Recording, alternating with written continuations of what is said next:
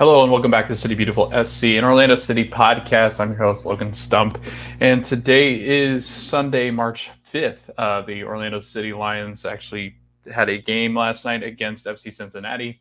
We're going to talk about it, but exciting news. I actually had credentials and media credentials to the game, so covered my first game as press, which was really exciting with Stateside Soccer Show. But because this show is presented by Stateside, I thought that it would be cool to have some clips here. And then I've got some other clips more specific to CCL and more specific to like Pat Noonan and FC Cincinnati. And so I'm going to leave those over for Stateside Soccer Show, but I'm going to play some of the clips here from Oscar Pareja and the press conference. And then also a question that I asked Abdi Salim, who was a starting center back last night, which was really exciting. Oscar started with the back three last night, and I'm kind of looking over some of the notes and some of the stats and stuff that they gave us last night. But overall, welcome. Welcome back to the show. Thanks for listening if you have already. I know that there's been some pretty good following so far, so that makes me really excited. I'm excited about, I've got a couple of people lined up to talk to about joining me on the podcast. So I'm looking forward to talking with a couple of people that have kind of reached out. But if you're still interested in joining the podcast and reach out to me, you can reach out to Stateside Show, Stump Logan over on Twitter, or City Beautiful 13, and you can get into the DMs and ask if you're able to kind of join the show. But I would definitely want to meet you before I let you on, just to see how we are as far as like chemistry is concerned and different ideas like that. I usually do record on Sundays. I know that some people might have some issues with that, but I usually do record Sundays, pretty flexible from around 9 to about 2 or 3 in the afternoon on Sundays. So if you are able to record then that is ideal. But if not, then I'm sure we can find a time to record. I do record an MLS specific podcast with my co-host Jordan Wiegand, and it is called the Stateside Soccer Show, and we do those on Mondays and Wednesdays, and we record a match review, week recap review, and then we also do midweek preview, and then we just have about 30 to 45 minutes where we talk about some of the headlines of the week. We talk about some of the stuff that we want to talk about that we don't really get to talk about in the reaction and recap show, just because it's a lot of action in MLS now with 29 teams. So if you're interested in joining City Beautiful SC, then definitely slide into the DMs and kind of share your information with me, and then we'll jump on a StreamYard link and we'll talk, and I'll kind of go through like how you went through Orlando City, how you became a fan, and just kind of see how the chemistry is, kind of like a practice podcast in a way. But definitely interested in having some people on to help me, because it is very hard to do by myself to manage just this podcast alone. So yeah, if you're interested, that's all I'll say about that. And then we can talk a little bit more as the show wraps up. But welcome back to the podcast. I'm excited to talk Orlando City. They did get the draw 0-0 against FC Cincinnati last night. I was in the box and just kind of going to go over the atmosphere. When I walked in, it was pretty rambunctious, just because I think there was a monster truck rally. There's a country concert. There was an Orlando City soccer game. They're playing one of the best teams in the Eastern Conference, such as Cincinnati. And it was an electric vibe. I was walking past some of the fans as I was walking to the stadium, and the stadium itself was bumping the whole time. I know there was, I think it was 18,062 or 26 as far as attendance is concerned. So not a packed house, but definitely a good showing for a city that had all sorts of different events going on last night. And I know there was a lot going on as far as sports were concerned. So if you were able to make it out to the game, I know that the atmosphere was good to start with, but it was pretty quiet throughout the game. So there was not a lot of action to get real excited about. And I do know that with City, there is a lot of moving pieces, a lot of new pieces coming in, going out. And then there's also some movement with FC Cincinnati. They pretty much field the same team that they did last year, towards the end of last year. But I think that there's still some rust to be knocked off in this second week, match day 2. And I think that really did show once again. And I think it's shown across the league that, the first, I would say, 5 to 6 weeks of MLS, there's a lot of rust being knocked off, a lot of inconsistencies, just because the teams really haven't gelled yet together. But I think once you start to hit your stride, and usually around the end of April, beginning of May is when you really start to kind of heat it up. I think that's when teams, when you start to look at, if you're 5 or 6 games deep, matches deep, then I think it's a lot of trouble if your team is struggling. And I think there's some concern, I guess, on the Orlando City side just because the inconsistencies with goals and shot and creation chances. And I think that was something that we discussed last night with Oscar, and something that even Pat Noonan had kind of mentioned, that he knew that this team had a lot of new moving pieces. They were rotating a lot of pieces because of the the Champions League match that's coming up on Tuesday against Tigres in Mexico.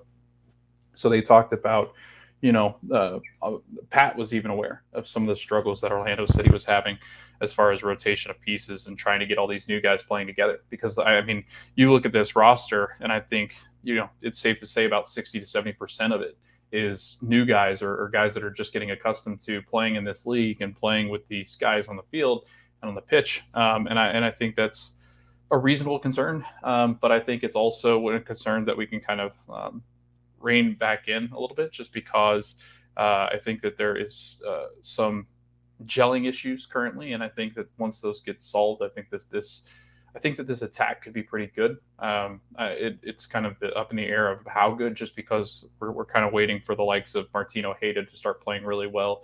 We're waiting on guys like Gaston to kind of mesh in with this attacking front that he did last night, that I thought he was exceptional. But yeah, overall, I think that the match left a lot to be desired on both sides. And I think Pat Noonan said it best when he said that these are two really good teams, and he knew Orlando defends really well, and that, when they came into Orlando, it's a tough place to play.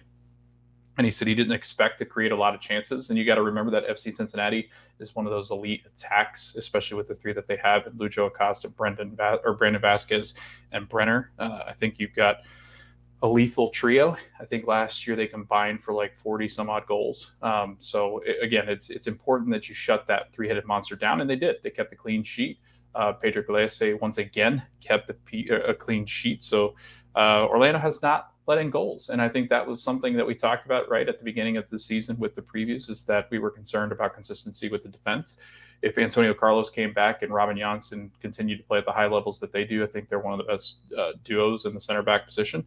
But I think that was a lot of if, just because Robin Janssen has not been healthy and Antonio Carlos has not been healthy. So, and a lot of it was left on Rodrigo Schlegel, and then kind of a makeshift center back pairing between Rodrigo and whoever might be healthy at the time. Even had some defensive midfielders playing at center back positions, or he tried to kind of go with that three center back idea, but it was just really one center back with two options on the fullback side. So again, I thought, Pat was pretty apparent on just how this would go, and he was pretty transparent with the idea that Orlando City is a good defensive team, and coming in here and just grabbing the point was kind of the goal, especially this early in the season, and he's happy with it.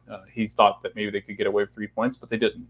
So on the flip side, Oscar Pareja said that he was extremely proud of his team last night. He thought that they did have some good chances, especially with, I think, when they started to kind of implement Cartagena in the second half. I thought not Cartagena. I mixed up.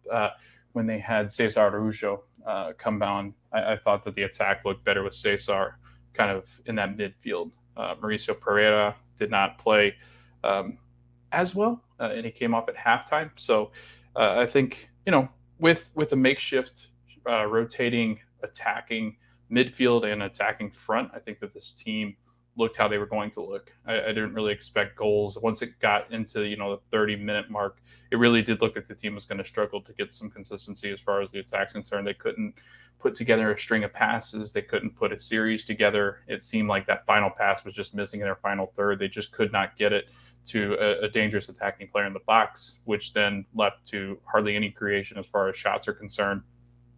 And then any of the shots that they did get up, it was not on target. I think they only had one shot on target, and that's something that I think fans were concerned about. I think on Twitter, I just got the sense that fans were uneasy with the amount of shot creation that happened, especially shots on target. So I think it's something to highlight, but something to keep in the back of your mind, just because I know with just some of these new players coming in, it is tough to kind of get a read of what exactly it is that this attack is going to look like right now. So again, some big question marks. It's only match day 2, so it's kind of hard to get a judge on how this team is, especially with how many rotation pieces that they have. But just let me go through last night's 11. So In goal, obviously Pedro Galese, and then we had Rodrigo Schlegel, Abi Salim, and then Kyle Smith as a back three. So we were, deploying that back three that I think Oscar's going to kind of play around with, especially if some of the center back options are not healthy.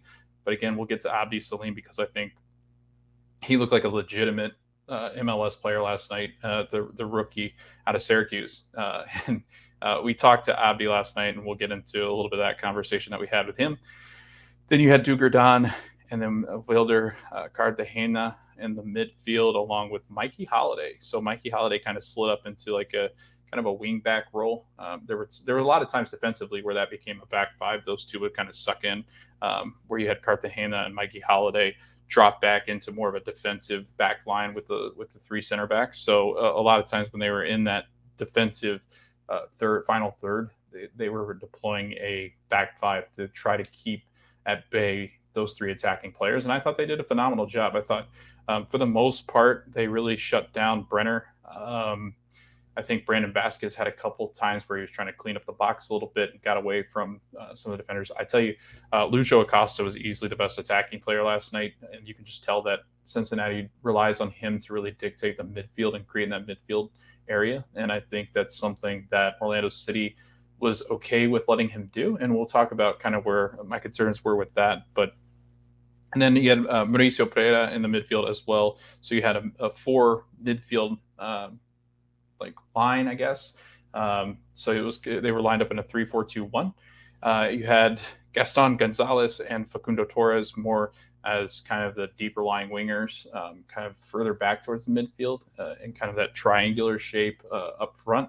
And then you had at the top Ercan Kara, and Ercan struggled mightily, I thought, last night. So we'll get into that as well.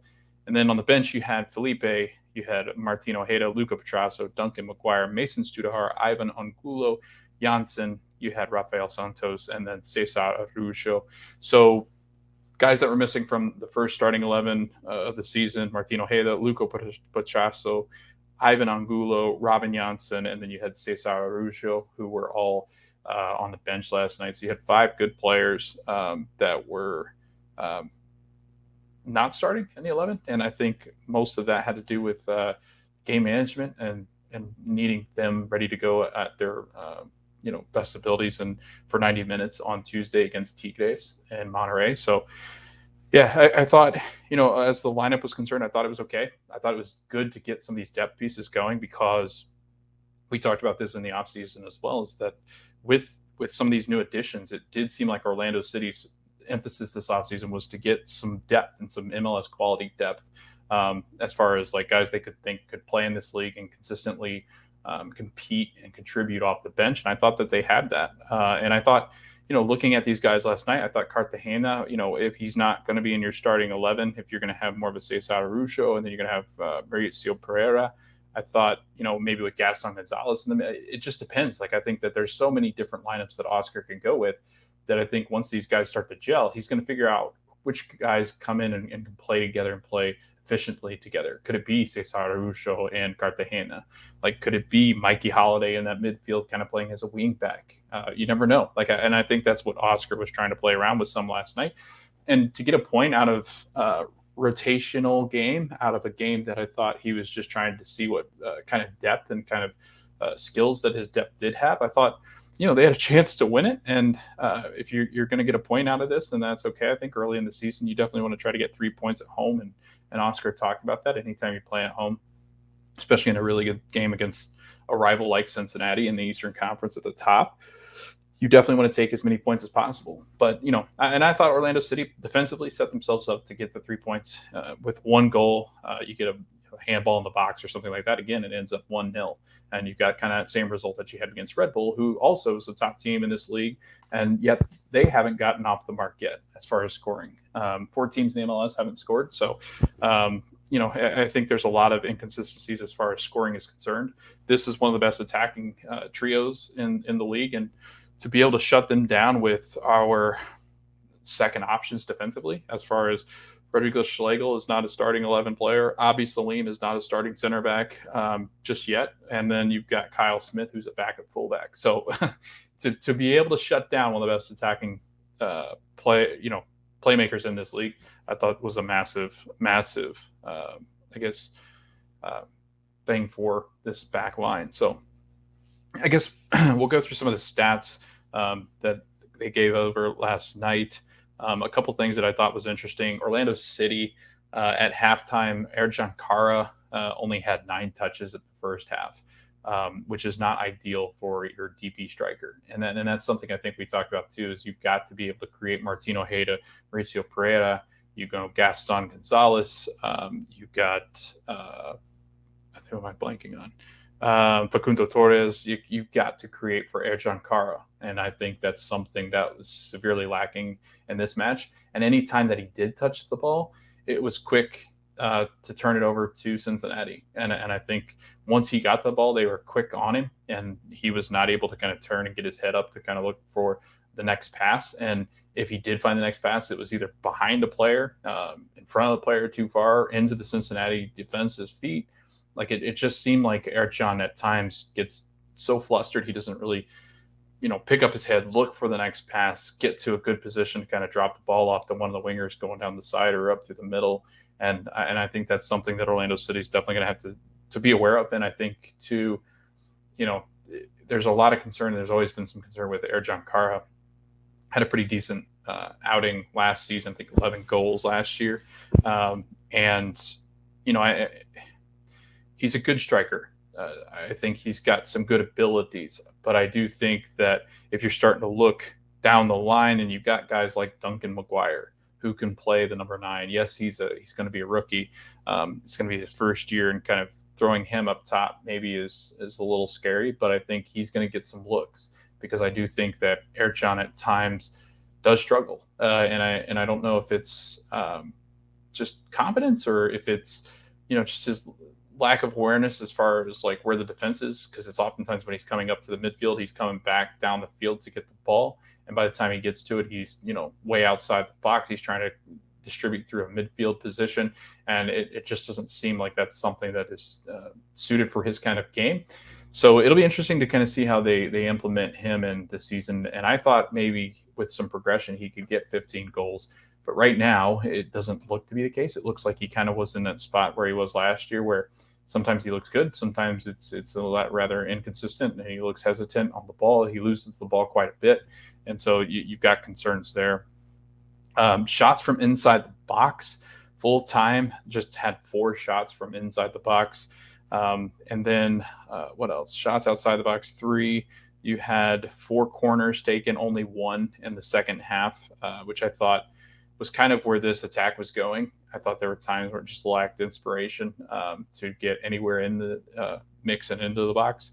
I thought, playing crosses in, there was nothing that looked too dangerous. I think there was only one that I can remember, and it was Kyle Smith, and I believe he played it into whose head did he miss? Was it Mikey Holiday's? Hold on, I've got it written down. Whose head he missed?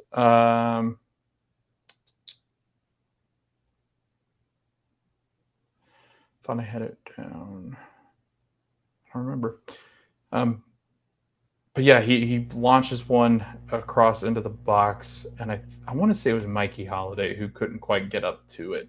And I could be wrong. I can't remember exactly who it was, but yeah, it just, there were times where it just looked like Orlando City just didn't have anything going for it. They weren't going to be able to create any kind of shots on target or shots created, and it really did show that it's match day 2, and it looked like match day 2.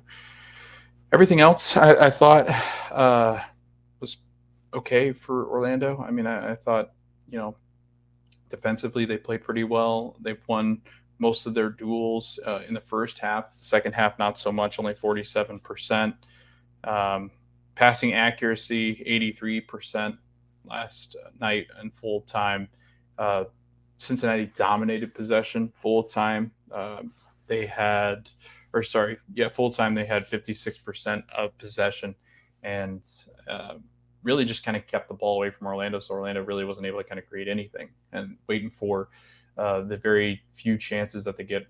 And I think the chances came few and far between. And I thought that was something that really kept Orlando City hindered and not being able to play at their best. But not a ton to really talk about with this match. It was just a lot of just a lot to be a lot to be desired, a lot left out on the pitch. And I thought, to be able to steal 3 points would have been good at home in front of a pretty good crowd. So I don't know, kind of a letdown, but I think going forward, I think City's biggest thing will just be trying to unlock this attacking front that I think has a lot of talent, right? We haven't seen Martino Hayter really break out because he's only been here for 2 matches, right? You've got Ercan Kara, who we're still, pretty decent first season with 11 goals, but not great, not to the DP caliber that you really want. And I think he's got to take that next step to really reach that contract and reach the amount of money that we've paid for him to be the designated player up top. Facundo Torres, every game that he's in, sometimes he's not special, but most of the time he's great. So I think, it just depends on what the attack looks like going forward. And I think that Facundo is only great when he's able to really create for people that are good up top and good finishers and be able to kind of get his teammates involved and get goals scored through his passing. And I think that that's something that Orlando City's trying to get to. But again, with so many rotational pieces into this match, it was so hard to find any kind of consistency. So we'll take the point. It wasn't the best game, but it was really exciting being there for the first time covering them as an official member of the media. So I thank Orlando City for having me out. That was a lot of fun. I thought that it was very well run. It's a great organization, just like you would expect. It was very professional, very well run, very organized. I enjoyed my time. It was very friendly. And so I hope to be back again sometime. A lot going on in March, so I'm not sure exactly when the next time I'll be or when I apply for the next one to go and cover Orlando, but it should be within the next month or two that I go back out and cover a match. So again, a lot of fun following it from a distance, but also a lot of fun covering it officially as my first time. But all right, so we'll talk a little bit about now the post game. Oscar Pareja was asked on his thoughts about this 0-0 draw against Cincinnati. So I'll play a clip of what Oscar had to say about the match against one of the best teams in the Eastern Conference. Well, under the circumstances and obviously with the good rival that we had in front and guys debuting and putting that performance that we're proud, we're happy of just getting a result at home. We need to win, but this team needs to balance those things. We when we cannot win it, just get the result and walk out with the point, and we gotta take it. But there's a lot of positive things that we recognize tonight, and especially the players that are coming new with the team and making us better. So we're proud. Yeah, so he's talking about. They asked him what overall thoughts of the game, and he took a lot of positive out of it. I will say defensively, I would have, because the way that Kyle Smith played, the way that Schlegel played, the way that Abdi Salim played was a highlight of the night. Pedro Gallese showing why he's one of the top goalkeepers in this league. I thought defensively, you look at this and go, man, if we play like this defensively, we should have no issues if we do start to score beating teams, because I thought we looked very sound. I thought Mauricio Pereira plays pretty well, as a kind of a deeper lying midfielder at times too now. He's not as much forward as he used to be, and he's kind of dropped back a little bit in Oscar's system, and I thought he looked good defensively. Cartagena looks good defensively as well. Mikey Holiday's made a really good play. I forget who, it might have been Barrial. One of them got inside the box. It was either Barrial or Brenner. It was on this side, left-hand side, coming down this way, so first half. And Barrial gets in the box, and Mikey's able to dispossess him and took down who I think it was Barrial. I think it was Barrial goes down. Clean tackle, gets the ball out from underneath his feet. I thought Barrial looked like he was going to create a dangerous chance for Cincinnati, but it was quickly extinguished by Mikey Holiday dropping back into that position defensively to get that. So I thought that the young kids, Mikey and Abdi Salim, were fantastic. And I think that's something you look forward to when you are Oscars. You're looking at these guys that you're bringing up through academy or draft, and you're saying, hey, like this is something that we can do, and it's sustainable here in this league. It's sustainable with a lot of these young players. You see, like in FC Dallas, you see the Revs, you see people like that, Red Bull, Philadelphia, getting these crops of young guys through. And I think that the more you see with consistency with young players and how good they look, and they're in the first team, especially Abdi Salim, who's thrown in there because Robin Janssen has to get a rest, because Antonio Carlos isn't back healthy. He's thrown into that final, that back three, and he's, against one of the best attacking fronts in this league, some of the best players in this league, and he he did a phenomenal job. He did not look like he was fresh out of college. And we talked to him after the match, and I'll play a little bit where he talks about the fans and playing in front of that wall for the first time and what that was like to experience Orlando City and that feel of what it was like playing as a player on the field for the first time in front of all you guys and the fans. But ultimately, Abdi talked about how much faster everything is in this league. And he goes, I don't mean to really put down college, but man, are these athletes fast? Like, these guys are quick. They're hard to keep up with. They're physical. They know what they're doing. And you hear about that all the time, but you never really, I guess, the players never really that honest where they're like, it's usually like a coach like saying, hey, these rookies are not playing as well because the game's faster. You hear commentators say that they're stronger, faster, and that's why it's a huge adjustment period for these young guys.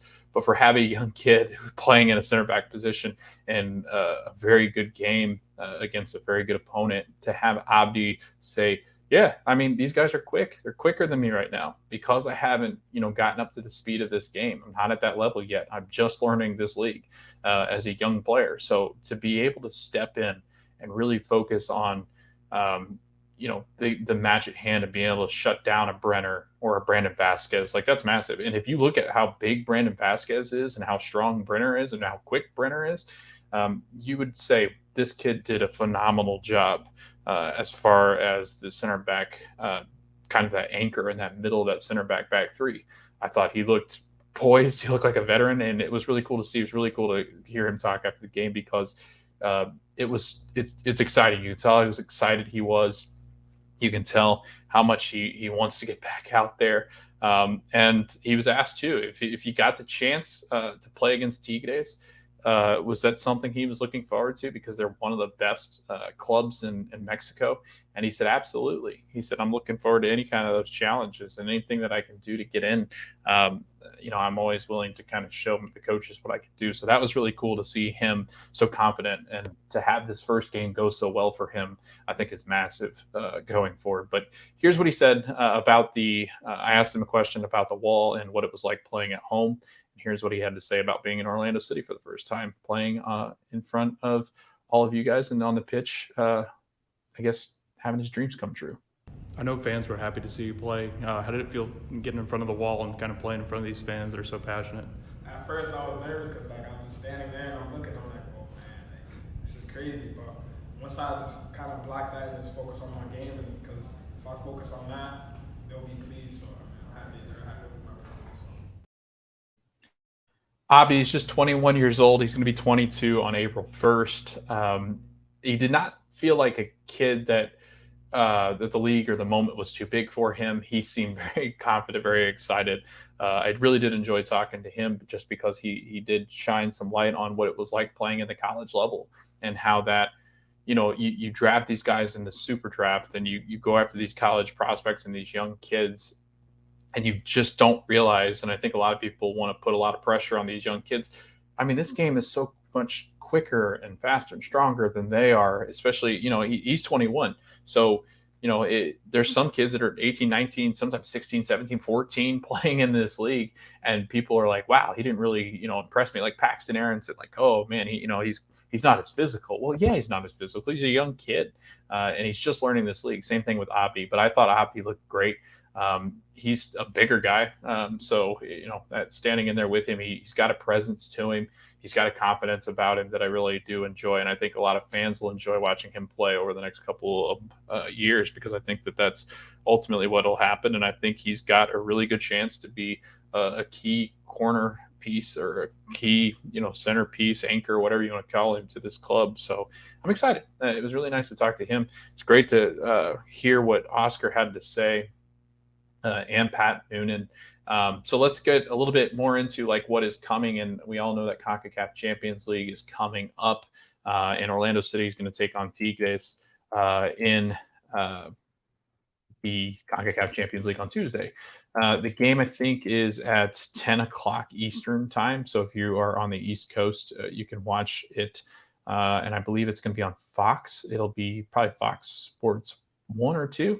I imagine is where that'll be found. But yeah, looking at Tigres, they're one of the giants of Mexico. And if you follow this game enough, and you are not somebody that turns off the Mexican leagues, and you are able to watch Tigres play at times, you will know how dangerous they can be. And you can, I think it's a great measuring stick for Orlando City. I think that you're looking at a club in Tigres that's going to be a special team, a team that Orlando's not used to seeing. And I think a team that's got some abilities that are lacking here in the U.S. at times.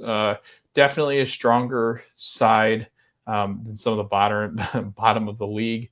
But if you look at so I guess they split. I'm trying to figure out their standings are like almost impossible to get through, because they split up their season in Apertura and then Clausura. Apertura, which was the first half of the season, 17 matches, they finished fifth.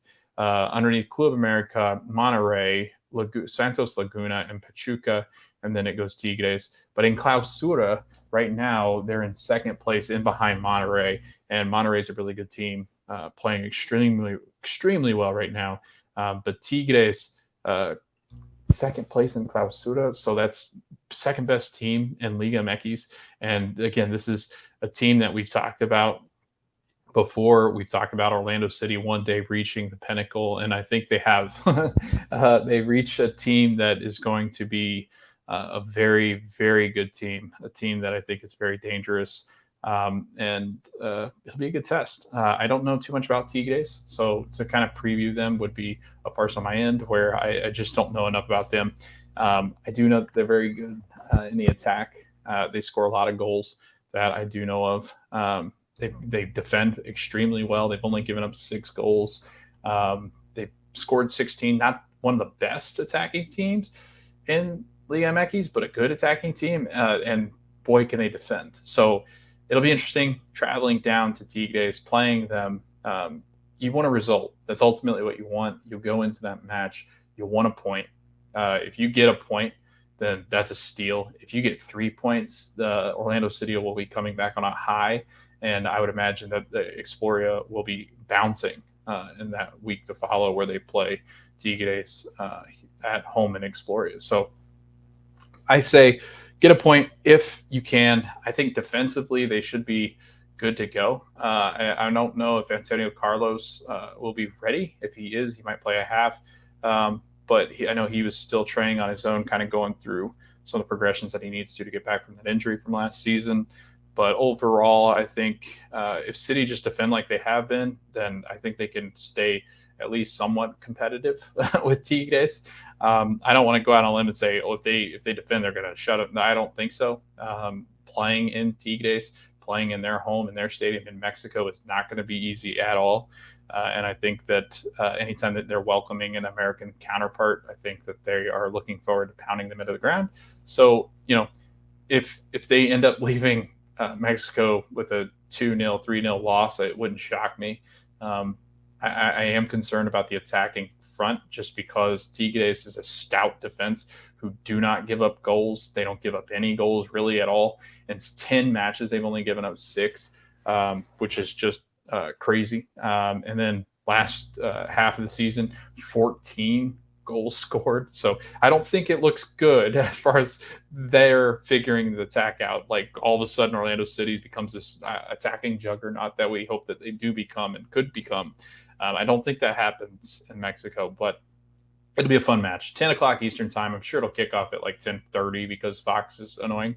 But if you're looking forward to that, definitely hit me up on Twitter because I will be up watching it because I am very excited. Again, that's this Tuesday, March 7th. They go down. Oscar and them were talking about it. They were like, man, I got to get up early and get out of here. I know there was a send-off, I think, near like Exploria, where the players left from today, or maybe the training facilities where they were.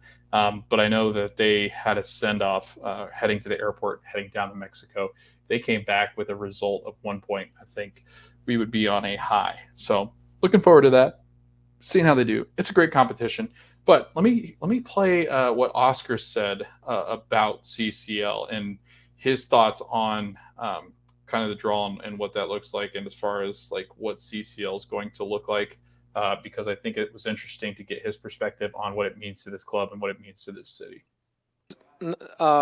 The last 2 days, and I asked the boys that we're not going to talk about Tigres. We have to focus on Cincinnati, and then you had in the back in your mind that you have to take care of the players, that you have to rotate players, that you have to bring Facu out, and he was mad at me. And then I say, don't get mad at me. You know that you're going to come out.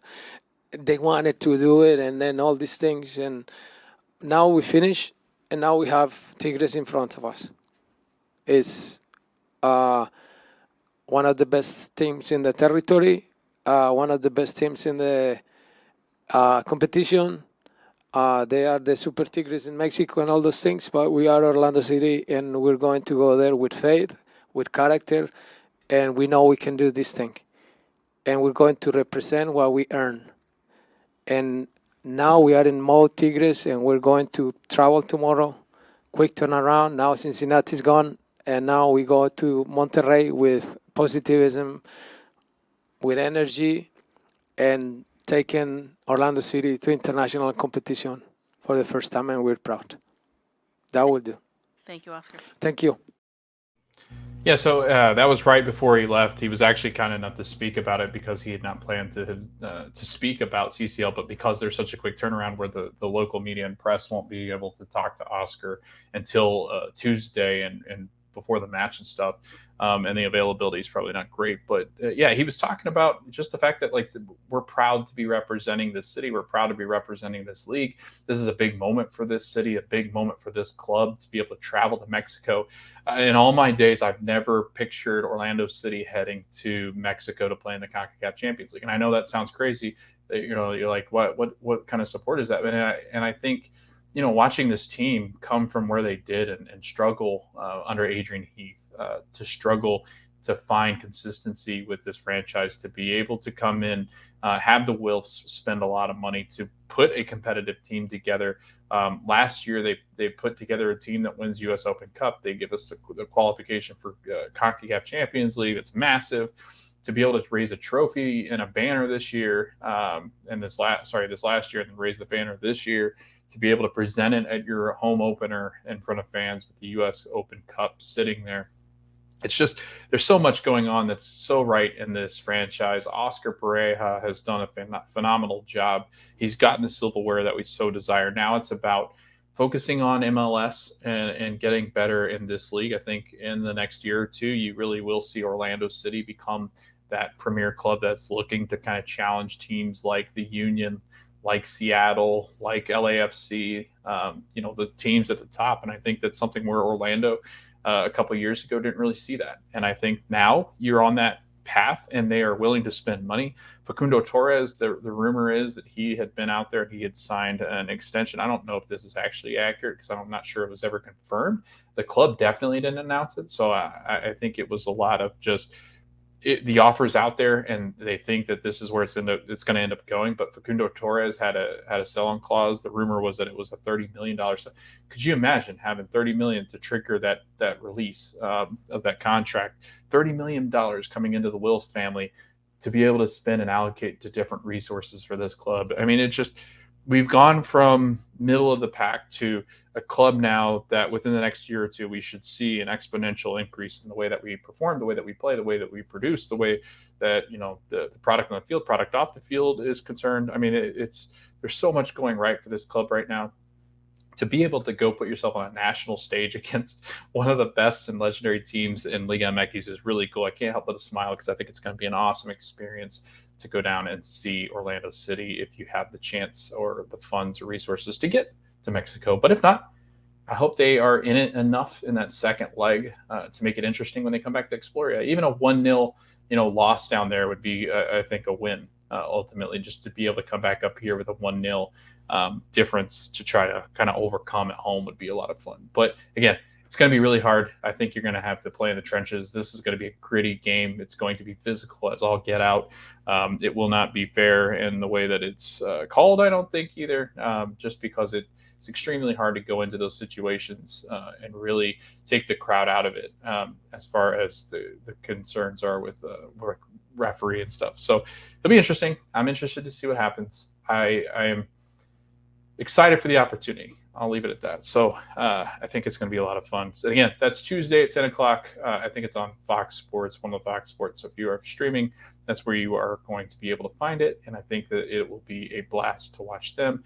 The next MLS game that Orlando City is going to play is against DC United. And if you look at the way that DC's played, it's kind of been that inconsistency again, too. They've got a lot of new pieces. They've got a lot of turnover. Wayne Rudy's coaching that club. And I think they look a lot better than they did last year when they unfortunately grabbed the wooden spoon. But that is in DC at 7:30.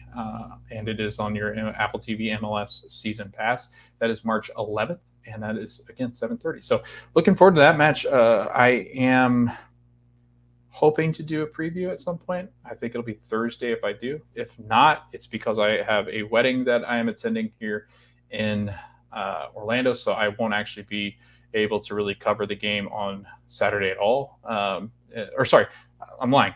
I won't be able to get into the lead up to this game very well because the wedding's on Friday, and then Saturday I should be pretty open if we're not doing anything to watch the DC and Orlando game. So I'm excited about that. Excited about all the product that's been happening with Apple TV. If you haven't subscribed, I definitely recommend it. It's a great way to keep up with the league in Orlando City. They've got great team previews. I'm almost sure that they'll have some CONCACAF material, but maybe not Champions League as far as that's concerned. I'm going to check tonight and check tomorrow to see if they've got anything as far as like maybe previewing. I think the toughest part about this is there was such a quick turnaround between Saturday night when the game ended and then all of a sudden Tuesday. It'll be interesting too. I thought that was interesting because I started to think about, Oscar was talking about I'm focused on Cincinnati. It was Cincinnati all the way up until last night when the game ended and the final whistle blew, and then it was on to Tigres. Having played sports before, when you do have that tight turnaround, you are preparing for both teams, and it is very hard as a player. I can tell you honestly, it is a very hard thing to do as a player. When you've got a bigger game the next time, that's why they call it kind of like a trap game, even though these are different competitions. And you would go out thinking that you go out going, all right, now I'm focused on this game and we'll worry about that game later. But it's in the back of your mind kind of thing. And it does impact the way that you prepare for a game and the lead up to the game. And you're more concerned about the game that's coming next, that sometimes you forget to handle the business that's happening in the game before. So I think that's something too that kind of happened to this Orlando City club, because it's hard not to think like I got to go home after this match. And like, yes, they're professionals, but they're human as well. They got to go home after this match, pack their stuff, get ready for Mexico, be on a plane tomorrow and on their way to Mexico to prepare and train tomorrow afternoon in Mexico. So again, absolutely wild. I always forget the Mondays in between Monday and Sunday. So Sunday and Tuesday. But yeah, if you've listened to this episode, I hope that you enjoyed. There was just not a lot to cover with the game. If you really kind of want some rankings, I thought they were all sixes. I would say the best performances of the night probably came from Abdi Salim, Pedro Calese, who won man of the match. And then I thought thought that against Gaston Gonzalez, that's who I want to talk about too. Gaston, we also talked to, I almost forgot about this. Gaston Gonzalez, we talked to after the game, and he was talking about coming from Argentina and finally arriving after last year, just before his transfer. He goes out with a knee injury and he comes back this year, and he's getting back into game fitness. And he looked like that last night. I thought he looked phenomenal last night. I thought he looked very dangerous, probably the most dangerous attacking player that we had last night. And I thought, coming up and down the side on that wing back, he kind of slipped back a little bit towards the wing back, midfield, winger. Like he's kind of all over the place. He defends really well, and I think helps tremendously as far as creating that pressure. And on the wing, I thought created really good chances when he was up further on the wing, when he had to drop back into the defense and play some defensive midfield a little bit to kind of shut down Lucho or anybody like that. I thought that was something that was really good. But overall, just kind of my last thoughts on the game last night. Lucho Acosta was getting away with anything that he wanted in the midfield, but I think that was just because Orlando City was just trying to absorb the pressure. In the first half, it was kind of scary because he was getting loose more. And then there was a couple times early on in the second half too, where he kind of continued that trend where he got loose and had some great balls played into like Brenner. In the second minute, he played a great ball into Brenner. It might have been Pareja. I can't remember who did, but they played a really nice ball into Brenner. I thought Brenner was going to score second minute in, and then it would have quickly gone downhill from there, I think. But luckily, he hits one wide, and Orlando City kind of solidified the defense after that because they really didn't get much after, even though Lucho Acosta is probably an MVP caliber player in this league. So, yeah, I think you just absorb the pressure. You take what you get. I think they'll do the same kind of things with like a Hani Mukhtar, Carles Heel, Daniel Gazdag. Like I think you do the similar kind of things with those guys too. You just kind of take away his options and let him do what he wants in the midfield. And as he does start to approach that back line, and you do have to kind of come out and get him. I think that the midfield and being defensively strong in that midfield, like Pereira was, like Cartagena was, like Araujo was when he checked in, I think that that's massive. And then Abdi Salim, again, I cannot speak highly enough of his performance last night. I thought it was really good. So, yeah, that's pretty much it as far as my first game covering as an official member of the media. That was pretty cool. I really, again, want to thank Orlando City for having me out. I thought it was a blast. They take great care of you, and I loved everything about it. Very friendly, very helpful, class organization, unbelievably class. I thought was just phenomenal. Everybody was so helpful. Security was helpful. The security guy checking me in was fantastic. The guy that led me up to the press box was great and phenomenal, very friendly. I love the staff there. I think they're top class as far as, concessions and everything. Like any experience that I've ever had at Exploria has been great because their staff make it that way. So I highly recommend, if you haven't gone to Exploria Stadium, you're here in Orlando and you want to get into soccer and you want to be an Orlando City fan, they will take care of you. They are absolutely great at what they do and the service that they provide at Orlando City. You feel very good when you're there. The stadium's clean, stadium's beautiful, sits in there, beautiful sunsets over Exploria, absolutely wonderful atmosphere. I just love everything about it. And again, class organization, doing some class things. So excited. Very excited about where this team is headed. Very excited to see what my next game is like when I do experience it. So, again, thanks a lot for listening. Thanks for having me out, Orlando City. If you haven't subscribed or anything on Twitter, definitely do that. Again, we're City Beautiful 13 over on Twitter. You can find us at City Beautiful SC over on YouTube. I do drop videos there, so if you want to see this lovely face, you can do that. I also put some nice little clips in of Abdi Salim when he was talking. It wasn't just his voice, it was actual video. And then with Oscar and them, it was just a sound bite. So I did play some sound bites of Oscar, but it was only sound bites. But yeah, overall, great experience. Loved it. Want to do it again. Will do it again if they'll have me. So thanks for listening. Again, thanks for the support that I've seen so far. If you're interested in joining me on this podcast, definitely reach out. I've been really busy, so I'm sorry if you are listening to this and you are one of those people that reached out and I haven't quite gotten around to scheduling a time to sit down and talk, but it is coming, I promise. It's just that this weekend and this week and then leading up to this week has been so hectic. My March is absolutely wild because I've got so much travel planned and stuff, so bear with me. If it's not till April, then it's not till April, but I am looking forward to having somebody else, at least one, join me.